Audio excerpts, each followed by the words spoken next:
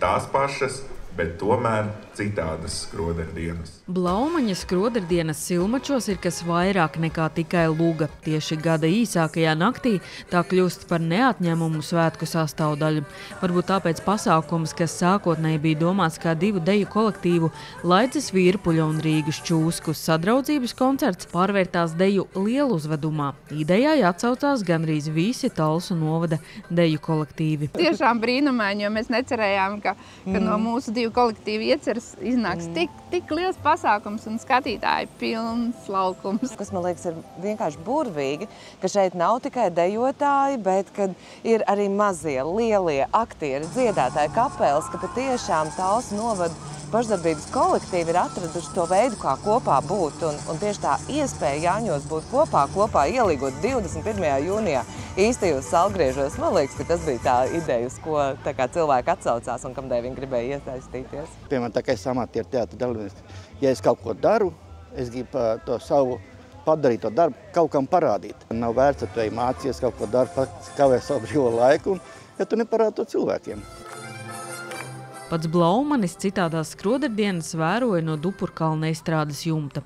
Deju kolektīvam Čūskas bija asprātīgs scenārija uzmetums, Lolita Lipska-Meijere ideju atved uz Talsiem, bet Reinis Rešetins to pārvērta lieluzvedumā.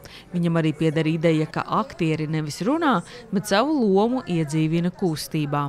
Manā pasaulē kustība ir pats galvenais, jo, kad cilvēks ienāk šajā pasaulē, pirmā ir kustība. Viņš pa priekšu pakustās, un tad ir viņas signāls jāviens. Un vēl viens uzsvars, tā ir citādās skroderdienas. Tāpēc ir arī aktieri iet savu kustību. Citādas skroderdienas izdejoja 8 pieaugušo deju kolektīvi un 2 bērnu. Viens no tiem Talsu pamatskolas žuburiņi, kas apvienojušies tikai speciāli šim pasākumam. Katrs kolektīvs brīvprātīgi varēja izvēlēties sev tuvākās dejas. Daļa jau zināmas, bet daļa jaundarbi, kas radīti īpaši šim pasākumam. Tas, kas ir, man liekas, ļoti, ļoti forši, kā dažādas šīs mākslas savā starpā savijās, kad dejotāji ir bišķiņi aktieri ir bišķiņi dejotāji, un ka tās robežas starp šīm dažādām amatieru mākslas veidiem, ka viņas kļūst ar vien tādas izplūdušākas. No vienas puses tur nāk katrs ar to savējo, bet vienlaiks arī pamēģina arī kaut ko no tās blakus sfēras. Liela uzvedumā piedalījās vairāk nekā 200 dalībnieku no Talsu novada un Rīgas.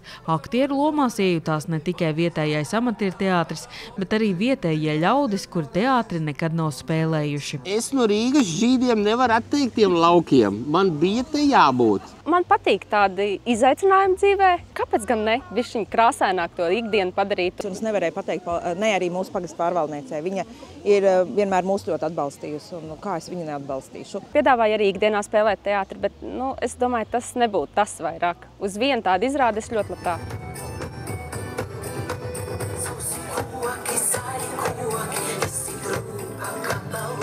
Idejai neizdevās piesaistīt cerēto projektu finansējumu, tāpēc viss galvenokārt ir brīvprātīgā darba rezultāts. Radošā komanda uzsver, ka Valdemārpils apvienības pārvalde ir pierādījums, ka teritorijas savā starpā var sadarboties un realizēt idejas. Mums ir 3 deju kolektīvi, mums ir bērnu deju kolektīvs, mums ir koris. Mēs patiesībā varam milzīgi skaistas programmas veidot.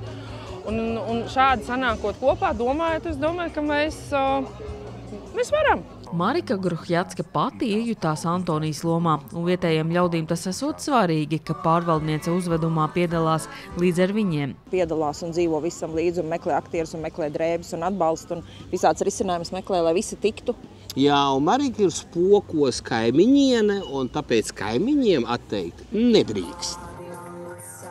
Šīs bija unikāls pasākums, jo skroderdienas dejā Latvijā vēl nebija uzvestas. Iespaidīgs bija deju lieluzveduma fināls, kuru skatuves Dupurkalna estrādē satikās pilnīgi visi citādo skroderdienu dalībnieki. Un šķiet pat daba bija uz vienu roku ar radošo komandu, jo lietas gāja secen un mazliet apmākušies laika apstākļi dejošanai bija kā radīti.